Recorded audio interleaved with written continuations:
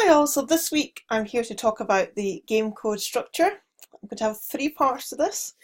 First bit is going to be a bit of a refresher on object-oriented analysis and design. Second part, I'm going to talk about event-driven programming. And the third bit, I'm going to talk about your next assignment, which is due in 4 weeks' time. So let's get started on game code structure. So starting by looking back at some object-oriented stuff, making sure that you remember everything you learned in object-oriented analysis and design last year and know that you should be applying it in this module as well. So the main principle of object-oriented programming, as I'm sure you remember, is that a class is equal to encapsulation. What you're trying to do is group related data and methods together within a class. The way I actually think of this is I just think of it as a special data structure that can contain both data and methods. And for me, that's a great way to think about what a class really is. It's up to you how you visualize that. This way of thinking is okay for small problems. It's good when you write your first few bits of code. It's good back in the first year when you're learning Java. For larger problems, you can get unordered collections of classes, and it can actually get really complex and really intermingled and not good design. So to make sure we have a good design, we need to have a far broader view than this. So the traditional view is that a class is a data structure, which I've just told you about, and there's no sense of the class's role in the overall program. So a class exists as a standalone data structure, and all the different classes work together in some way, and then you've got a great program. That tends to get really difficult as you've got interdependencies between lots of classes. You can end up with like a spider's web of things referring to each other. You don't know what's going on anymore, and definitely nobody can actually read your code. So the better view is to think of a class as having a responsibility. So you create a class to perform a specific function. That can be something such as data storage, or carrying out a specific type of calculation, or in games terms, it could be moving sprites, it could be waiting for an event. We'll get to events in a second. It's the sort of thing you want to think of classes as doing. So the traditional method of class selection was basically to underline the nouns in the requirements. Where a noun is people or place or a thing, it's really a noun. And then decide which noun should be represented as a class. So if I was making a student attendance monitoring system, we're talking about that a lot of work, so let's use that as an example, I might decide that I need to have a class for each student, which has got the student data in it, and I need to have a class for all the rooms I can use within the university. And so I've got two classes, I've got student data, I've got room data, and then I might have a class that is up above those, which is the main class, say, which brings those both together. That would be a very traditional view of object-oriented programming. The pattern-based method is a different way of thinking about this. So it tries to analyse the overall structure of the program and think about it as a whole, rather than just thinking about it as individual classes for different nouns and then somehow putting those all together. So it creates classes to fill specific roles. In the grammar term, it could be nouns or verbs. So if I go back to my creating an attendance monitoring system, I might have a class whose job it is to decide who's there on a given day. So that would be a class, and that would be different from having a class that's for students and one for classes that I link together. I have one that says, okay, I need to know if student A is here on this day, so I'll give that as a responsibility to a class. You can see the difference there. We've also got to think a bit about the concepts of coupling and cohesion. So cohesion is when all fields and methods in a class relate to the responsibility of that class. Coupling is the amount of linkage between methods in a class, or even between different classes. What we're trying to aim for is high cohesion, so we want a program that makes a lot of sense, you can understand, but low coupling. We don't want to have all these links between different things for no good reason. Summarise this: cohesion good, coupling bad. If you remember that, you're okay.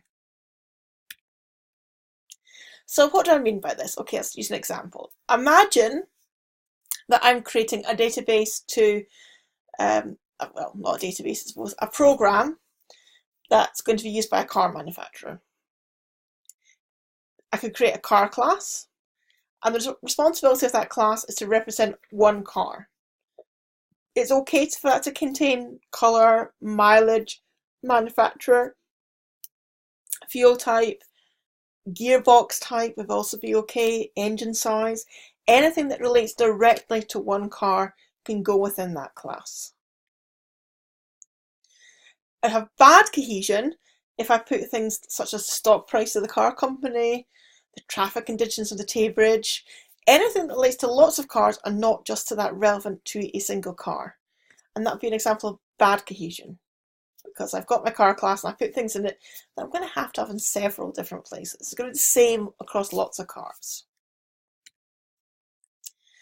In regards to coupling, the car class contains a field for the manufacturer, okay? But it could be that many methods in the class depend on the manufacturer. So I need a switching statement in every method. Adding an extra manufacturer then requires changing many methods. So imagine that I've got 6 of these switch statements, and every single time I add a manufacturer, I've got to go through all 6 and update them. That is a total example of bad design. That's what we're not trying to do when we do object-oriented programming. Anything I update, I should only have to update in one place. The role of design patterns is that they're a way of defining the class structure in a program design. So they're really about thinking across the whole structure. The aim of design patterns is to maximize cohesion and minimize coupling, and also to avoid any code duplication like the car example we just had. We'll study design patterns in more detail in week 7. For now, it's just worth noting that they are generally reusable solutions, so solutions people have come up with and said, oh, that works, and they've used it in various different places, to a commonly occurring problem with a given context. Okay, so these are problems that people come across again and again in software design and thought, oh, that's not good, it's going to give me not the cohesion I want, and maybe it's going to give me too much coupling, and so how am I going to solve this? And so they've come up with a solution, and those solutions are what we call design patterns. So when you're coming up with your basic structure for your game or for your code, note down what issues you come across. Hopefully, we will solve these with design patterns. That's the week after next. Okay, so that was a brief introduction to object-oriented analysis and design, and a bit of a brief introduction to design patterns, just so you've got a bit of a peek ahead and you can start thinking along those lines. I wanted to mention event-driven programming, because most games have at least some elements of event-driven programming inside, so it's important that you understand this paradigm. So events are the actions performed by the user during the application usage. So if a user clicks a mouse button, then what we call a mouse click occurs. If the user moves the mouse, then the mouse move event occurs. If it was a touch screen, let's say swirl on the touch screen, that would be what we call a swirl event. You can see what I'm getting at. A fully event-driven program is one where nothing changes unless it's triggered by an event. And in this case, we tend to mean just events that the user themselves can trigger. The most normal usage and way we think about event-driven programming is a GUI, okay, graphical user interface, graphical user interface. Anything that's purely a GUI sits there, nothing happens until you press on it or until you press a key. That is a fully event-driven program because everything is triggered by a key press. Some games are fully event-driven. Some games are basically GUIs where you press lots of buttons, you place on different bits of the screen, different things come up. If you think of something like a Professor Layton game, it's pretty much fully event-driven. However, most are a mixture of event-driven and a continuously running game state. So if you think of something like a platformer, there's a game state running, which it might even move the character, and it's waiting for an event, which is a button press, and that bit's event-driven, but the game state carries on running as well. Something that's really important when you think about game design is to really think about which bits are event-driven, which bits require the user to intervene in some way, and which bits are just the game state and the game loop. So I want you now to think about what are my events, what are they going to be, and what are they going to trigger, and also how do these react with each other. So when you press two keys at once, what happens? Okay, so now we're going to talk a little bit about planning the game structure. So when you're planning the game structure, it's usually a mixture of planning the main game loop and of what event we'll do at a given point. Okay. For each level, in order to do this, it's really useful to have a map. And this is a physical map of the level. It should show the scale, so you can understand how big the level is. And it should show exactly where the user could go within that map. That's useful because it then leads on to the flowchart, which shows what actions can be triggered and what the consequences will be. This is from the user or the game player's point of view. So there's a map there that shows what the game player can do, and then you've got a flowchart showing how they actually do it. So it could be, for example, that if I press the spacebar to jump, then my flowchart will say spacebar and jump and show what happens. You should also, when you're planning game structure, create flowcharts. You can use your own style for these. It will be different for each genre of game depending on how event driven it is. I'll put an example one on the Padlet for this week just so you can see what's there and how you should start to think about your level flowchart. This should link directly to the code and really help you with what the structure of the code is. UML as a whole, I have to say, is not particularly well regarded by the games industry. They tend to be more about getting things done and working quite an agile model, which UML doesn't really lend itself to. However, there's two things you should note. They are not afraid to throw away code. When writing games, actually, a lot of code is thrown away. This is actually one of the reasons that I've said you should play with things, do tutorials and see how they work at the planning stage, because you can throw that away.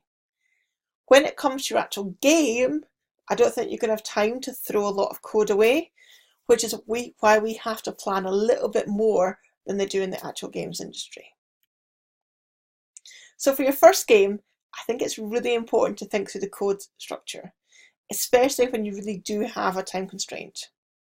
As I've said, you probably do not have enough time to throw away lots of code. So as a compromise, I'm going to suggest that you just do two UML diagrams, one behavioural and one structural. So it should be a class diagram, which shows how your classes fit together. Remember, coupling bad, cohesion good.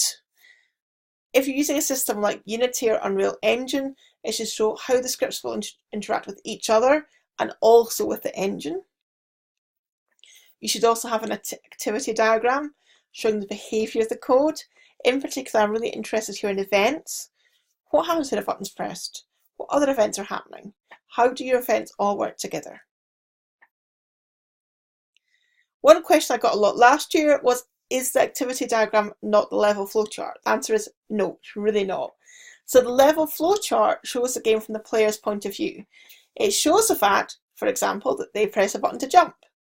The activity diagram shows how in the code this is happening. So it might show, if I press a button to jump, that if I press a button, the event handler picks up the jump command and how that then actually feeds through the code. So the two should correlate. You should also read the two together and say, okay, that's from the code's point of view, that's from the user's point of view, and they should actually mesh together quite well. So as a summary, for the next individual assignment, deadline for which is Tuesday 26th of March, you need a map of each level. It can be an example. If your game's procedurally generated, an example map is absolutely fine.